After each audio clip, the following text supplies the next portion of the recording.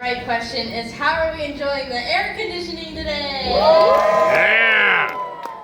She's right, that's the best part of our show. Anyways, my name is JoJo. And my name is Elsa. Yeah, we work for a company called Conservation Ambassadors. And what it is we do at our center is we give a home to rescued wildlife. Each animal with their own unique story of why they're with us at our center. And we take these animals in, give them lots of love and attention. And the ones that we can, we train to travel, taking mostly to school groups. But today, we brought some amazing rescued wildlife to share with all of you guys. And our first guest is an absolute star of these programs. And she is a little bit famous here at SeaWorld. Her name is Tater Tot. Check her out. This big girl, this is Tater Tot. And what is she? Adorable! Capybara. And you know, that's amazing to me. See, back when I was a kid, which is not that long ago, yeah, it might have been that long ago, but nobody knew capybaras that well. These guys were more like a trivia animal. And maybe if you had studied a bit about wildlife, you might know the capybara. But ever since these guys have been discovered on social media for doing funny things, they have now become one of the most famous and recognizable animals on this planet. In fact, even Tater Tot here is guilty of going viral several times on social media, even though neither of us have an account. And now she thinks she's an influencer. This girl here, she was actually sent to our center in a really strange way. See, there was a breeding program out in Arizona, a place that bred animals for other zoos, but their owner unexpectedly passed away. They had to shut down and find homes for all of their animals. So we got a call asking if we could give some animals a home. And we took in some amazing creatures, including a capybara that showed up at our center and gave birth 2 days later. Wow. Now here's the thing. Tater Tot's mom, she took care of all the other babies, except for little Tater Tot. See, she had rejected her. So what I had to do is, I had to become mom. Dude, do I look like any of your moms? Yes. I had to be a mom. I had to take her to my home. I had to give her a bottle every 2 to 3 hours, day and night. And then she started to do educational programs. And the reaction that she gets from kids when we go to a school program is incredible. It's like walking into that room with a celebrity. In fact, it's safe to say in the 3 years that she's been doing school programs, she has spread more passion about wildlife than any other animal I've ever worked with. But you know, today, we're not really here to talk about capybaras. No, today we're here to get you guys just as excited about our North American wildlife. Animals that we have living right in the United States, but we feel tend to get overlooked. And our next guest is a perfect example of that. His name is Wizard. Check him out. Come on in here, Wizard. This big guy, this is Wizard, and he is a turkey vulture. Now, look at that bald head. I've seen JoJo's dad, and JoJo is probably going to look like that in a few years. But turkey vultures, they wake up in the morning, and the first thing that they do is they spread their big, beautiful wings and sunbathe. And once they're nice and warm, they take flight. Once they're up in the air, they'll do big, lazy circles. And they might look lazy, but they're actually working. They're smelling for the grossest, most disgusting, stinkiest rotten things that they can find. And when they find something that's gross and has been dead for a while, they think, lunchtime, and they fly down and make a meal out of it. Yes, vultures eat dead stuff. And some of us hear that and think, ew. But if we're being honest, most of us eat dead stuff too. Nobody's chasing a cow down the road to chew on its leg. The one difference is that vultures can eat meats with so much germs and bacteria that it would make us sick to our stomachs. And because they're sticking their heads into rotting meat, they have that bald head so it doesn't get stuck to their feathers. But vultures, they do cool their legs off in kind of a gross way. Do you guys want to hear it? Yeah. No? Yeah? Alright. Well, vultures cool off their legs by peeing down them, which is how he got his name, Wizard. Wizard. He came to our center around 17 years ago with a wing injury. And we're not exactly sure what happened, but we think he flew into a power line that broke his right wing. And these birds, they have hollow bones, which means they often don't heal right, and that's what happened to Wizard. He can still fly a little bit, but just not enough to survive on his own out there in the wild. But vultures, they do serve a very important role working as nature's cleanup crew. So let's give it up for Wizard, the big beautiful turkey vulture here. Awesome job, buddy. Now, our next guests. They might be famous for flying, even though their hooves have never left the ground. Their names are Holly and Tinsel. But let's welcome out these little girls. And now, these two. This is Holly and Tinsel, and you might recognize their kind from Christmas movies because they are the reindeer. And you know, reindeer, these guys are actually a domestic version of the caribou. They're a farm-raised version of the wild caribou that lives in the entire Arctic and subarctic circle, including here in North America. And you know, reindeer and caribou, these are fascinating animals to me. See, they have the largest antlers compared to body size out of all other deer species. Now, while these two girls might not be the best example, reindeer antlers can grow over 2/3 of their body length. That's incredible. And you know, those big antlers are actually shed every single year. Every year, those big antlers fall right off their head, and they grow back in, covered in the skin and fur coating that you're looking at right now. Once they reach that full size, they'll rub all that skin off. And that's when you're left with the beautiful bone antlers that we're used to seeing. Also, reindeer and caribou, these are the only deer species that both males and females get antlers. Every other deer, it's only the boys that get them. They use them to fight for all the girls like typical males do. While reindeer and caribou, they are an equal opportunity deer species. And you know, these two, I said they like to live in the Arctic tundras. And that is one of the harshest climates on this planet. And that exceptionally harsh climate fuels a massive land migration here in North America. See, there's a herd of over 200,000 caribou that travel 1,500 miles south along the Porcupine Riverway to escape the winter cold and find new food sources. Then they travel 1,500 miles back up north to escape the mosquito hatch. That is a 3,000-mile round trip. That is the longest land migration pattern on this planet, and they do have some things that help them out along the way, like those wide hooves of theirs. Those hooves, those work like snowshoes, allowing them to walk through the Arctic tundras with ease. It also makes them excellent swimmers. These guys can cross even rushing riverways with those big paddle-like hooves. And their fur, and I know they're kind of finishing shedding right now, but let's see here. Tinsel, let me see. Oh wait, oh, let me see, girl. Good. Who wants it? Yeah?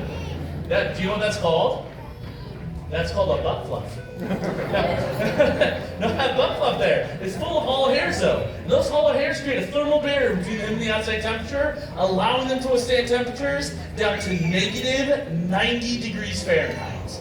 That is incredible to me. And you guys might even see their stomachs hard at work right now. These guys are ruminant animals, meaning they have a 4-chambered stomach like cows, so their stomachs will pulse in and out, in and out. They'll throw food up into their mouth, chew it up again, and then re-swallow it. It's like a gross version of bubble gum that allows them to break down all the ultra-fibrous materials that they like to eat. And you know, Holly and Tinsel, they were actually sent to our center from a reindeer farm out in Washington. See, there was an old man that was running a reindeer farm, and he was trying to retire, so he sent a few deer down to us. And I absolutely love being able to share with people. You know, ever since I started working with reindeer, the more and more I start to look like Santa Claus. But let's give Holly and Tinsel a round of applause. Thank you, awesome God. Back this way, birdies. Let's see. Oh, our next guest is a true neighbor of ours. And this neighbor of ours does have a little bit of a reputation. See, she has a reputation for being one of the uglier animals on this planet. No, she doesn't. But I think she's gonna change her mind. Her name is Billy. Check her out. Come on in here, Billy. Oh, stop. That's what everyone says when they see me. This is Billy, and she is the Virginia opossum. And opossums, they were actually originally an East Coast animal, but they were spread around the United States during the Great Depression, so they could breed and be used as a food source. Delicious. And they have since seamlessly moved to the western part of the country. But Billy, her rescue story starts with a woman who was driving her car down the road late at night, and she saw a ball of fur run across the road. Now this lady, she tried her absolute best to stop, but she couldn't, and accidentally hit that ball of fur. So she got out of her car and realized that she had killed that opossum. But this lady, she was pretty smart, I'll give her some credit, because she remembered reading somewhere that opossums are marsupials, which are animals like kangaroos and koalas that have pouches on their bellies that they keep, what in? No, they're lunches. Yes, they're babies. So she very bravely went over and opened up that pouch to find 5 baby opossums that were still alive inside. So she scooped them up and she took them to the nearest rehab center the next day, where those babies would have the best chance of making it back out into the wild. And those babies, her siblings did great, except for little Billy here. But they'd come to find out, had too many health issues and couldn't be released back into the wild with her other siblings. But on the bright side, she's getting an endless amount of grapes and spending the rest of her days here with us at our rescue center. And Billy here, she's right around 3 years old, which might sound young to you guys, but get this. Opossums only live 3 to 4 years. But in that short 3 to 4 year lifespan, a mom opossum can have over 50 babies. Yeah, I don't know about you guys, but if I had 50 kids, 3 years would be plenty. But opossums, they're also excellent tree climbers. They can climb up trees head first, as well as climb down trees head first. But if you had a pouch like a kangaroo and climbed down a tree head first, what would happen to your babies? They'd fall out, that's right. So their pouch is a little bit different. It goes in sideways like a sweatshirt pocket, but with a hole in the middle, guaranteeing those babies are nice and safe as mom is climbing those trees. But once those babies are big enough to leave the pouch, do you guys think they leave their mom right away? No, they're like millennials. They hang around for a while. They climb up onto their mom's back, grab onto some fur, wrap that tail around some fur, figuring out where their mom is finding food. I just feel bad for all those moms that can have up to 13 babies on their back at one time. I'm a triplet, and I don't know how my mom did it with all 3 of us. But JoJo did say at the start that opossums have a reputation for being ugly. Well, do you guys think Billy's ugly? No. What about JoJo? Do you guys think he's ugly? That's right. But opossums, they do serve a very important role in your area. They will go around your neighborhoods at night, eating things like insects, slugs, and small rodents. Opossums' body temperatures are so low that they cannot carry the rabies virus, which means they cannot spread it. So as long as you guys can keep them out of your trash cans, they are a very beneficial animal to have around. So let's give it up for Billy, North America's Bye, Billy. Alrighty. Now this old guy, this is Ebu, and what is he? Handsome. Who? Who? Who? That's my only owl joke. You guys are absolutely right. He's an owl. He's what's known as the barred owl, named for the striped pattern he's got going down his back. You know, Ebu here, he was actually sent to our center around 27 years ago. See, around 27 years ago, he was flying free when he made a big mistake and accidentally flew down in front of a car. Now, once again, this person couldn't stop, and they hit this poor bird, shattering his left wing. But they very bravely, they scooped him up and took him to a special wildlife vet that saved his life. But unfortunately, they couldn't save that left wing of his. So he is missing that left wing, has lost the ability to fly, and that is why he's with us at our center. Now, I did say he came to us around 27 years ago. He's now pushing close to 30 years old. Barred owls typically live 20 to 25 years. Yeah, he's got a terrible retirement plan.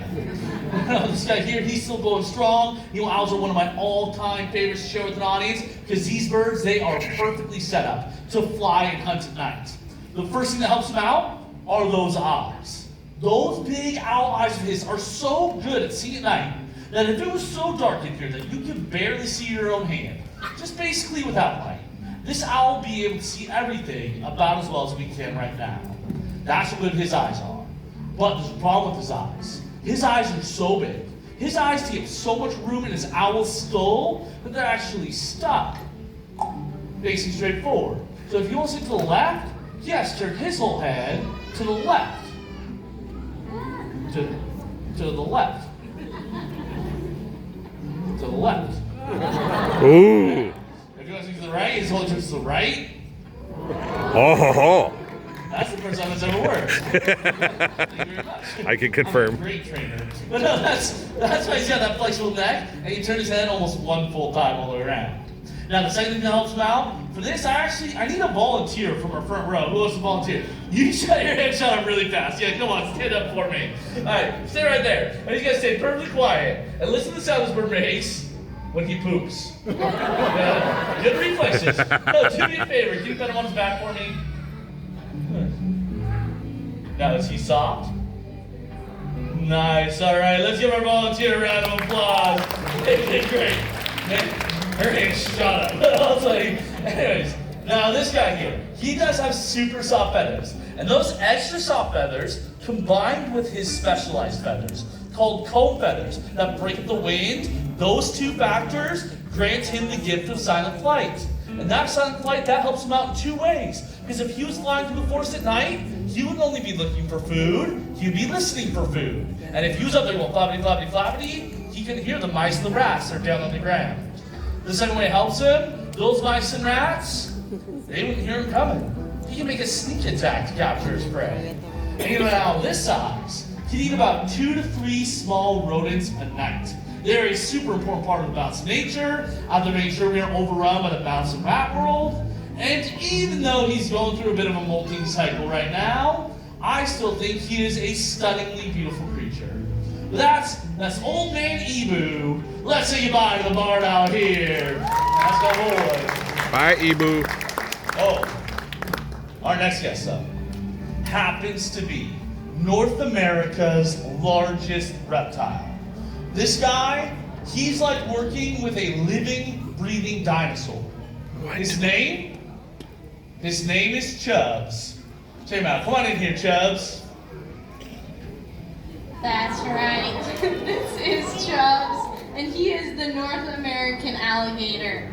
And I'm not sure if he'll do it, but if you guys wave at him and he has to see your hands, he might wave back.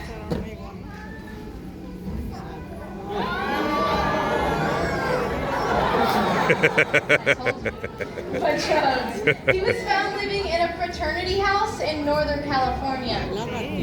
And for you kids that don't know what a fraternity house is, it's a place where young men go to college and do good things in the community. But Chubbs, he was confiscated by California Fish and Wildlife and sent to us at our center around 7 years ago. And we sure do love him a whole lot, but one day he'll start to mature, lose that yellow coloring, and get larger and larger until one day he'll look a little bit closer to this size. Check this guy out. Spike. Now this is Spike, and he's about 6.5 feet, about 110 pounds of North American alligator. Sorry, that's my favorite bit.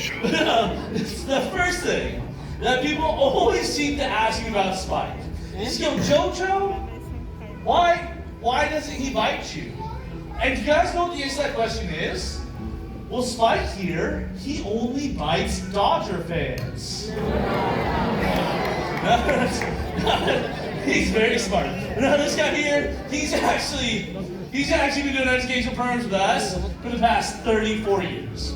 See, around 34 years ago, he was found being kept in a man's bathtub in Los Angeles.